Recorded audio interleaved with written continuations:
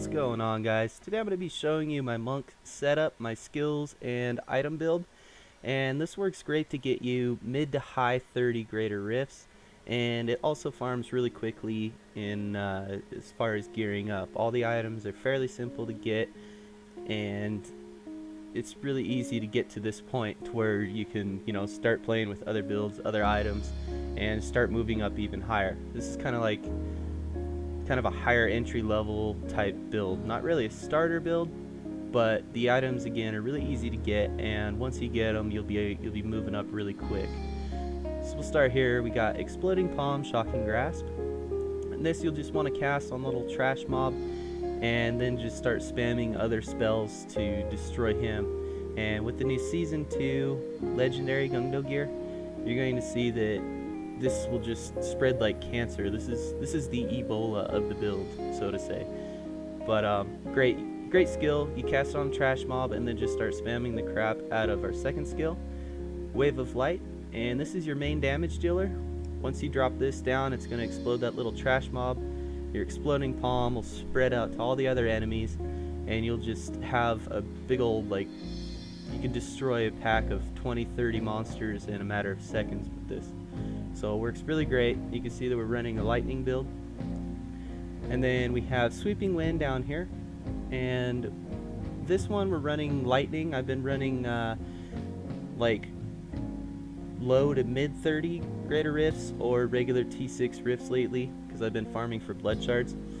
If you're trying to push higher level greater rifts, you're going to want to change from Cyclone to Inner Storm. Inner Storm will help you with those elite mobs that take a long time to kill. So you're sitting there and you're spamming your 75 spirit Wave of Light over and over and over, and it just starts draining away your spirit. So this Inner Storm will still deal damage, but you also gain 8 spirit per second, and it helps a lot with those longer fights. You can stay in the fight longer and do more damage for longer. But it depends what you're running. Like I said, lower greater rifts or regular T6 rifts. Cyclone I think slightly faster. You start pushing your monk a little bit, you might want to change to Inner Storm depending on your gear and what you prefer. And then we have Dashing Strike Quicksilver. Now this is a great rune. It increases your charges to 3, so you have a bit more mobility. You're able to teleport out of Jeller or out of bombs or whatever, something that'll kind of just one-shot you.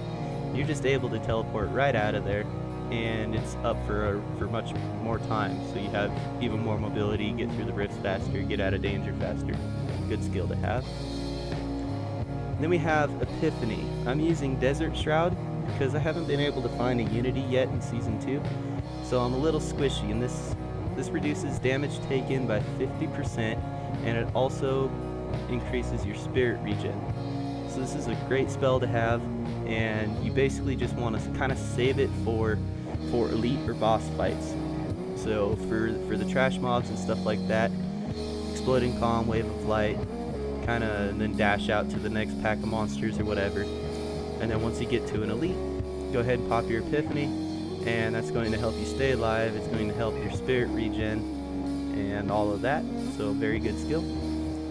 Mystic Ally, we're using Air Ally, and this right here increases your spirit regen by 4, and they also do some damage. I have a pair of boots that I'll show you here in a moment that actually double this, to where instead of your spirit regen by 4, it's now by 8, and they work really well with this skill. Really helps with your spirit again.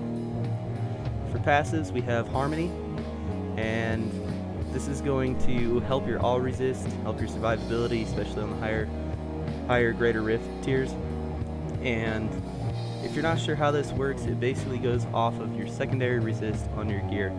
So you want to try and have secondary resist on most of your gear. If you can get all of your gear, great. You're going to have even more survivability. So this is really what you want. If you don't have a whole lot of secondary resist, you're going to want to change this up to something else. Just take a look when you equip this skill, see how much your resistance actually goes up. And if it's a big gain, definitely run Harmony. If it's a small gain, you should probably pick something else. If you're having problems staying alive, this is kind of a good get out of jail free card. You can go with something like that, or momentum or something like that. These are both really good passives if you don't have a lot of secondary resist. But I would try and stack that secondary resist if you can find the items with it, because it's going to help you a lot more than either of these to have a permanent boost to all resist. Then we have Exalted Soul, increase maximum spirit by 50 and spirit regen by 4. Again, like I said, this is spirit hungry build, so any little bit helps, and this is a pretty decent bonus. Doesn't add damage or anything like that, but since you have more regen, more spirit regen, and more spirit, you're able to spam more, so it actually does increase your DPS without you actually seeing it or noticing it. Then we have here Beacon of Yar, reduce all cooldowns by 20%. Cooldowns is pretty important because, like I said, I'm squishy, and the cooldown on this is 60 seconds. So the more cooldown you have, the more uptime you have on Epiphany, and if you can keep this up longer, your survivability is going to be much better. So you're able to run higher rifts with a bit more cooldown. Unity, we're using Unity even though we don't have any mantras selected. We are running the Inna's bonus set. So we have all of these mantras going. So that right here, this increases your damage by 5% up to a maximum of 20%. This works really well because, like I said, we're using the Air Ally, which benefits from this, and we're also using a Templar, which also benefits from this. So right here with these three, we're running the full amount, the 20%. So really good to have once you have your Innas set. And the reason why we have 2 Air Allies is because of these boots. So the crudest boots, we got some Dex Fit, All Res, increased Wave of Light damage, and then the secondary Mystic Ally summons 2. So like I said, that will double this here. Instead of 4 regen per second, you're going to have 8, which is super awesome. And also, these are affected by your mantras, so it'll bonus, you get that bonus damage from Unity. Here we have Incense Torch of the Grand Temple. And this is probably the hardest item to get on this build, but it's really recommended, really almost needed, because you can see it increases the Wave of Light damage, your main damage dealer, and it also reduces the spirit cost, which again we're focusing mostly on reducing spirit cost or regenning a bunch of spirit cost. This is a very good item. This one rolled decent except for the 2 bonuses that we really need, increased damage and reduced spirit cost. Those are both, let's see here, yeah, those are both almost the bare minimum that it can roll. But the damage and everything else was really good, and I've only seen one of these. I was lucky to get this pretty early on, which helped me do this build a little bit quicker. Then we have a Ring of Royal Grandeur. This is pretty much needed too, because if you want to run the Inna's 4-piece and the Sun Wuka's 4-piece, you're going to need this gem, or this ring. And this one's not great, but it's not bad. You got crit hit damage, some dex, and you also got a secondary resist to help with your harmony skill. Here we have Sun Wuka's Pause, crit hit chance, crit hit damage, some dex. This would be great if the secondary had some kind of resistance, but unfortunately I haven't found one yet. But still pretty good. This is kind of what you're looking for. Sun Wuka's Shoulders, Dex Fit, All Res is okay, I guess. And then again, cooldown, and it'd be nice if it had a secondary resist.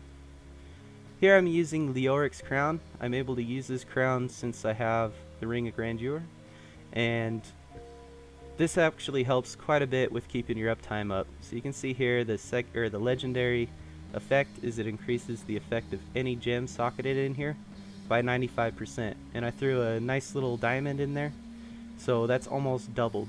So instead of 12.5, I probably have like 22% or something. So very good helm. Here for the amulet, we have a Sun Wuka amulet, and this will finish off your 4-piece bonus set here.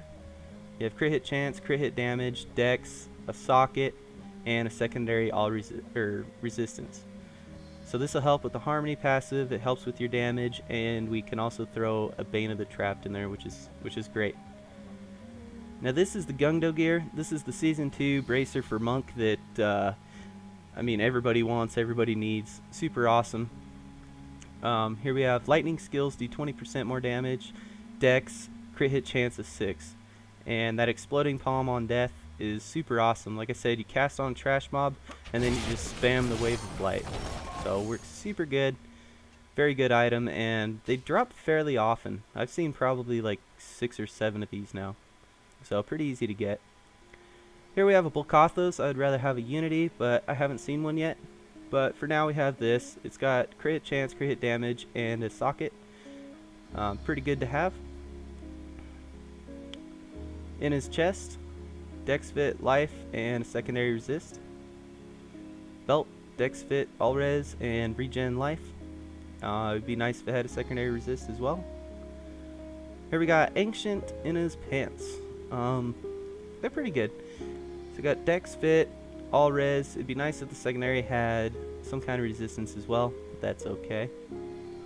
And then I already showed you the crudest boots. For the legendary gems, we're using a Tega. This is pretty much necessary with this build because you can spam your sweeping wind for basically free, and you just continue building these charges, right? So once that's up there, you're going to have much more damage, much more toughness, and it's really good. For here, I'm using Wreath of Lightning, more so because it's just fun, I think. But you deal some damage with it, and once it's 25, rank 25, you gain increased movement speed, which is fun too. So you can just run around being a conduit pillar, basically. Super awesome. Then up here we have a Bane of the Trapped, increased damage against enemies under the effects of control pairing effects by 22.5%. And the rank 25 part is what we're looking for because that slows them. So basically, once you jump into a pack of monsters, this thing is always up, which is great. So you always have that 22.5% increased damage. So this Wreath of Lightning, I'd say, is the one that we could change out if you guys don't like this one. There's other options here. You know, we got some regen life per second. That's good if you're having trouble staying alive. Bane of the Powerful is pretty good. Gogok of Swiftness. We're not focused on attack speed or anything, but once it's 25, gain 1% cooldown reduction per stack of Swiftness. That's pretty awesome. So you gain 15% cooldown just from having this at rank 25. So that would definitely be worth having once it's 25 if you don't like the Wreath of Lightning or either of these.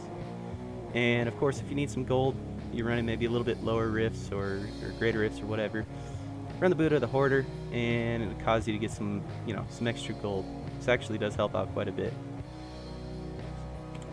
Then for Paragon, movement speed, you want maxed out at 25%, and dexterity. If you have movement speed on a piece of your gear, like your boots, you can go ahead and adjust this to where it's going to be 25% total. So if you have 12% on your boots, you'd only want to go to 13 here and then start dumping into dex. Offense, I'm lacking a little bit on crit hit damage, so I max this first, and then I'm going to crit hit chance, and then I'll go to cooldown reduction. Again, attack speed, pretty worthless with this build. So here we max out all res, and then we're going into armor. After that, we'll probably go into life regen. And utility, I went with area damage for the EP explosions, and then started working on life per hit. So there you guys go. Hope you guys enjoyed it. If you did, don't forget to leave a like and subscribe if you want. Thanks for watching, guys. Hope you enjoyed. And if you did and you found this useful, please leave a like and subscribe. See you guys later.